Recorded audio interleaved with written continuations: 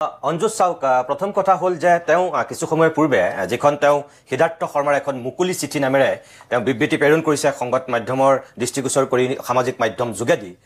মই ভাবোঁ যে সিদ্ধাৰ্থ শৰ্মাই পলমকৈ হ'লেও গাঁতৰ পৰা ওলাবলৈ অকণমান তেওঁ ক'ৰবাত হয়তো সাহস কৰিছে এইকেইদিন যোৱা 19 তাৰিখে ঘটনা ঘটিছে আৰু আজি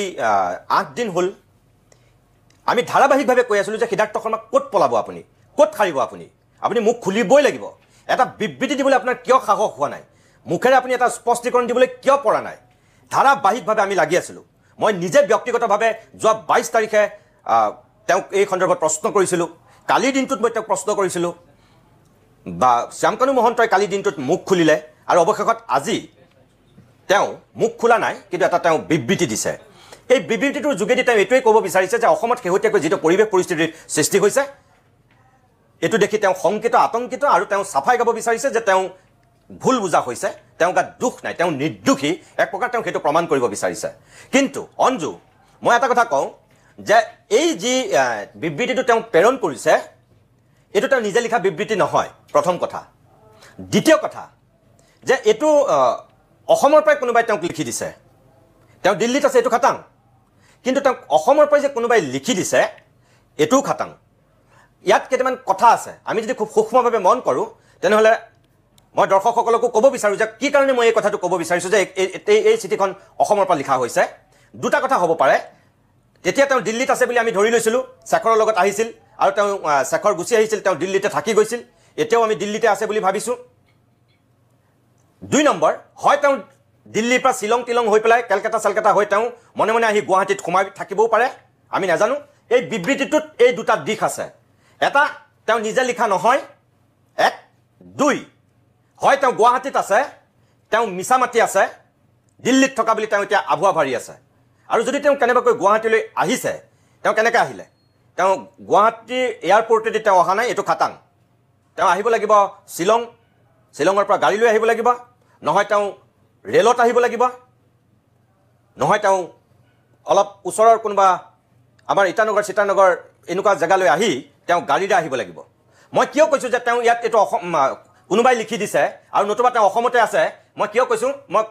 দৰ্শকসকলক ক'ব বিচাৰোঁ ইয়াত তেওঁ এটা কথা লিখিছে যে নীৰৱতাক ভুল বুজিব পাৰে কিছুমান লোকে ভাবে যে মই একো নকওঁ বা লগে লগে ঘূৰি আহোঁ তেন্তে ইয়াৰ অৰ্থ হ'ব যে মই কিবা ভুল কৰিছোঁ সেইবাবে মই এই চিঠিখন লিখিছোঁ মই সকলোকে জনাব বিচাৰোঁ যে মোৰ লুকুৱাবলৈ একো নাই মই পলাই যোৱা নাই মোৰ সুৰক্ষাৰ আশ্বাস আৰু সত্য দাঙি ধৰাৰ এক উচিত সুযোগ পোৱাৰ লগে লগে মই গুৱাহাটীলৈ আহিম শব্দটো ব্যৱহাৰ কৰিছে আৰু SIT তথা ৰাইজৰ আগত মোৰ পক্ষ দাঙি ধৰিম তেওঁ যদি দিল্লীত আছে তেওঁ তেতিয়াহ'লে ক'ব লাগিব যে মই গুৱাহাটীলৈ যাম তেওঁ দিল্লীৰ পৰা গুৱাহাটীলৈ তেওঁ আহিম বুলি ক'ব নোৱাৰে প্ৰথম কথা হ'ল এই যে আহিবলৈ আহিব এই শব্দকেইটা যে তেওঁ ইয়াত 4 বাৰ ব্যৱহাৰ কৰিছে গোটেই বিবৃতিটোত মই গোটেই বিবৃতিটো বহুতবাৰ পঢ়িছোঁ আৰু পঢ়ি মই এইটো কথা স্পষ্ট হৈছোঁ যে এইখন হয় তেওঁ গুৱাহাটীত থাকি কাৰোবাৰ আগত গাই গৈছে লিখিছে কোনোবাই নহয় তেওঁ গুৱাহাটীত নথকাকৈ ইয়াৰ পৰা কোনোবাই লিখি দিছে আৰু তেওঁ কপি পেষ্ট কৰিছে নিজৰ পেজত দুই নম্বৰ কথা আন এঠাইত আকৌ তেওঁ লিখিছে বিভিন্ন মাধ্যমে অতি সোনকালে মোক দুখী সজাবলৈ আৰম্ভ কৰিলে আৰু মই মৃত্যুৰ ভাবুকি ঘৃণা ভৰা বাৰ্তা আৰু গালিগালাজ পাবলৈ ধৰিলোঁ বন্ধু বান্ধৱ আৰু পৰিয়ালৰ লোকে মোক গুৱাহাটীলৈ আহিবলৈ বাধা দিছিল গুৱাহাটীলৈ তেওঁ যদি দিল্লীত আছে তেওঁ ক'ব লাগিছিল মোক গুৱাহাটীলৈ যাবলৈ বাধা দিছিল যাবলৈ আৰু আহিবলৈ মাজত বহুত পাৰ্থক্য আছে তেওঁ হয়তো সেই কথাটো বুজি পোৱা নাই যি লিখি দিছে তেওঁ হয়তো সেই কথাটো গম নাপালে কাৰণ তেওঁ গুৱাহাটীত থাকি লিখিছে যে গুৱাহাটীত থকা মানুহজনে দিল্লীৰ পৰাতো কি বুলি ক'ব আহিবলৈ শব্দটোৱে ব্যৱহাৰ কৰিব দিল্লীত থকা মানুহজনেহে যাবলৈ শব্দটো ব্যৱহাৰ কৰিব মই যদি কাইলৈ ডিব্ৰুগড়লৈ যাওঁ মই আজি গুৱাহাটীৰ পৰা মই ডিব্ৰুগড়লৈ যদি মই যাওঁ মই কি বুলি ক'ম মই ডিব্ৰুগড়লৈ আহিবলৈ বিচাৰিছোঁ বুলি ক'ম নেকি মই ডিব্ৰুগড়লৈ যাবলৈ বিচাৰিছোঁ বুলি ক'ম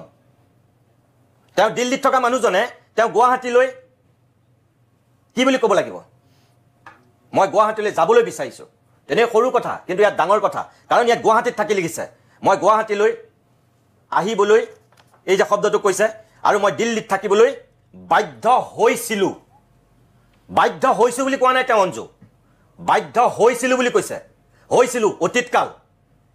বাধ্য হৈছোঁ বুলি যদি ক'লেহেঁতেন তেওঁ তাৰমানে দিল্লীতে আছে ইয়াত তেওঁ স্পষ্ট কৰি লিখিছে যে মোক গুৱাহাটীলৈ আহিবলৈ বাধা দিছিল আৰু মোক দিল্লীতে থাকিবলৈ মই দিল্লীতে থাকিবলৈ বাধ্য হৈছিলোঁ তাৰমানে তেওঁ গুৱাহাটীলৈ আহিলে মই গুৱাহাটীলৈ আহিবলৈ এই যে কৈছে তেওঁ মোক গুৱাহাটীলৈ আহিবলৈ বাধা দিছিল আৰু দিল্লীতে থাকিবলৈ বাধ্য হৈছিলোঁ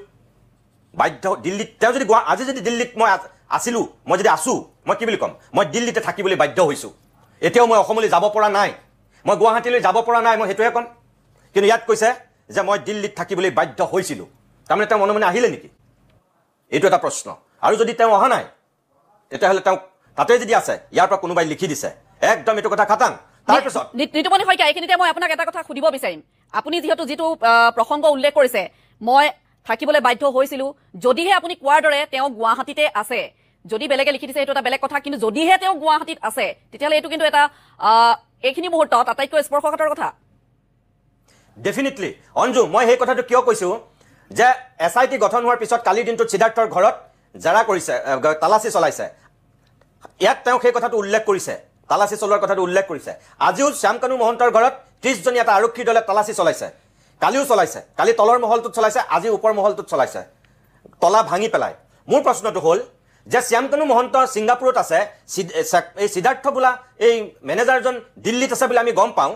SIT আচলতে খালী ঘৰকেইটাত কি বিচাৰি ফুৰিছে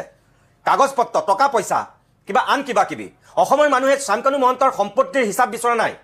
সিদ্ধাৰ্থৰ কিমান টকা পইচা আছে ক'ত কি সম্পত্তি আছে এইবিলাক বিচৰা নাই